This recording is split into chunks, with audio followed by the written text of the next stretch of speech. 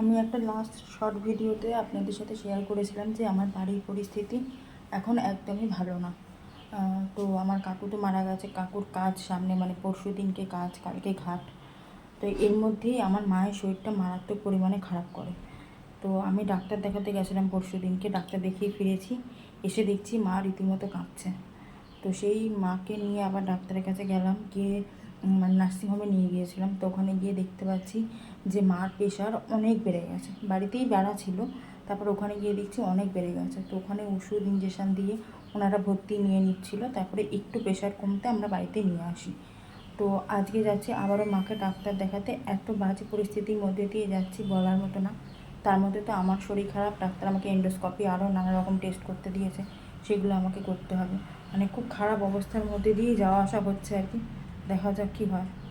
সত্যি কথা, আমাদের জীবনটা কেমন না, কখন কি হয় আমরা নিজেরাও কেউ জানি না।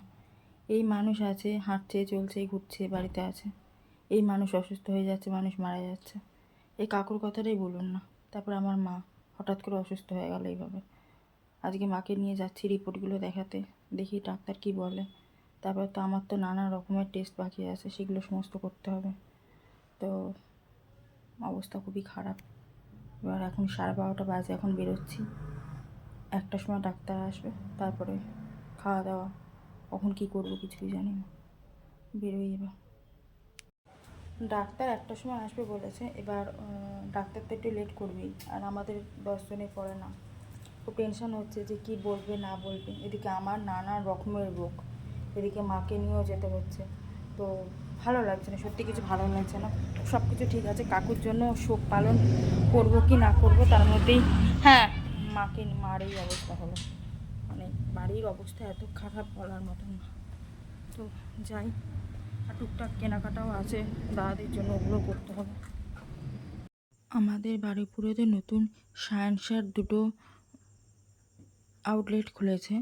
তো আমি ভেবেছিলাম একেবারে ভাইফোঁটার সময় যাব, যেহেতু দাদাদেরকে পাঞ্জাবি দিই, তাহলে ওই সায়েন্সা থেকে দেবো ব্র্যান্ডের। তো আমরা যা ভাববো তা তো না, ভগবান আগে থেকে পরিকল্পনা করে রাখে সব কিছুই। কাকুও চলে গেল, আর কাকুর কাজে দেওয়ার জন্য মানে দাদাদেরকে মা দেবে বলে মা এলো পাঞ্জাবি কিনতে। তো ওই যে বলে না, আমাদের প্ল্যানের থেকে ভগবানের প্ল্যান অনেক উঁচুতে। এই যে আমি আর মা দাঁড়িয়ে আছি, দাঁড়িয়ে দাঁড়িয়ে পাঞ্জাবি পছন্দ করছি। তখনও ডাক্তার দেখানো হয়নি। মা বলে সময় যখন আছে তাহলে চল এগুলো কিনে নিই, কারণ আর কবে দেবো, আর তো মানে মাঝে একটা দিন হাতে। তো এই সাদা রঙেরগুলো দেখেছিল, আমার একটুও পছন্দ হয়নি। তারপরে এই ঢাকাই কাজেরগুলো দেখছিল। তো ঢাকাই কাজেরগুলো কী বলুন তো, অতিরিক্ত সাদার ওপর। আর তার থেকেও বড় কথা হলো কালার অপশান ওই 2-3খানা মতো আছে, তার বেশি নেই। এ জলে দিলে বলছে অনেক ফুলবে, দাদারা পরবে কি না পরবে আমি তো জানি না। তো তারপরে আরও অনেক পাঞ্জাবি দেখিয়েছিল, পছন্দ হচ্ছিল না।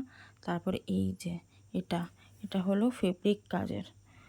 এত সুন্দর কালারগুলো এইগুলোর, প্রত্যেকটা কালার ভীষণ ভালো।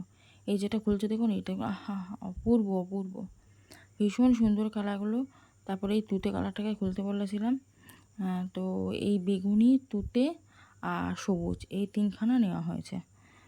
তো এই তুতে কালারটা কে নেবে আমি জানি না, নয় বড়দা নয় মেজদা নেবে। তবে পাঞ্জাবি মানে ডিজাইনটা না খুবই ইউনিক, খুবই ইউনিক। র্যাফলিক তো খুবই ইউনিক। আর এই যে বড়দা মেজদা দুজনের পাঞ্জাবি, আর এদিকে রয়েছে ছোটদার পাঞ্জাবি। তো 3টে পাঞ্জাবি কিনে তারপরে বিল পেমেন্ট করে, তারপর ওরা ওখান থেকে একটা গিফটও দিয়েছে, আপনাদের সাথে শেয়ার করব। সেই সব নিয়ে আমি বললাম যে আপনাদের কাছে ব্যাগটা রাখুন, আমরা তো ডাক্তার দেখাতে যাবো, ডাক্তার দেখিয়ে ফিরিয়ে নেব। তো এই ডাক্তার দেখিয়ে ফিরিয়ে আবার ওই পাঞ্জাবি নিয়ে বাড়িতে ফিরি। আর এইটা হলো পুরো ওদের দোকান, পুরো ঠাসা জিনিসপত্র, প্রত্যেকটা পাঞ্জাবি ব্র্যান্ডের, আর প্রত্যেকটা পাঞ্জাবি দেখতে সুন্দর। তবে যাদের ছোট সাইজ তাদের জন্য নানা রকম পাঞ্জাবি আছে, কিন্তু যাদের মানে একটু বড় বড় সাইজ তাদের কালেকশানটা একটু কম। তো যাই হোক, এখানে দেখে নিলাম, দেখে নিয়ে এবার এই যে মাকে ধরে ধরে নামাচ্ছে, এবার মাকে নিয়ে যাব ডাক্তারের কাছে। তো তারপরে বাড়ি চলে এসেছি, বাড়িতে এসে এবার পাঞ্জাবিগুলো দেখছি। পাঞ্জাবিগুলোর প্রত্যেকটা কালার খুব ভালো হয়েছে, বেশি করে মাঝখানের এই কালারটা, তুতে কালারটা তো সবসময় ভালো। আর সবুজটা তো ছোটদার জন্য নেওয়া হয়েছে। তো তো এই কটা পাঞ্জাবি নেওয়া হয়েছে। আর সারাদিন কিচ্ছু খাওয়া হয়নি, জল খেয়েছিলাম টুকটাক আর বিস্কিট, আর কিছু না। তাই জন্য কিনে এনেছিলাম মিক্সড ফ্রায়েড রাইস বেদুইন থেকে আর চিকেন চাপ। এত পরিমাণে খিদে পেয়েছিলো কি বলবো। বাড়িতে এসে গা টা ধুয়ে ফ্রেশ হয়ে খাওয়া দাওয়া করে যেন শান্তি পেলাম। তো আজকে ভিডিওটা এটুকুই ছিল। মাকে ডাক্তার ওষুধ পাল্টে দিয়েছে অনেক, 2-3টে মতো ওষুধ দিয়েছে। তাতে যদি না কমে তাহলে আবার যেতে বলেছে, নাহলে কিছু টেস্ট করে 1 মাস পরে যেতে বলেছে। এই হলো আমার আপডেট।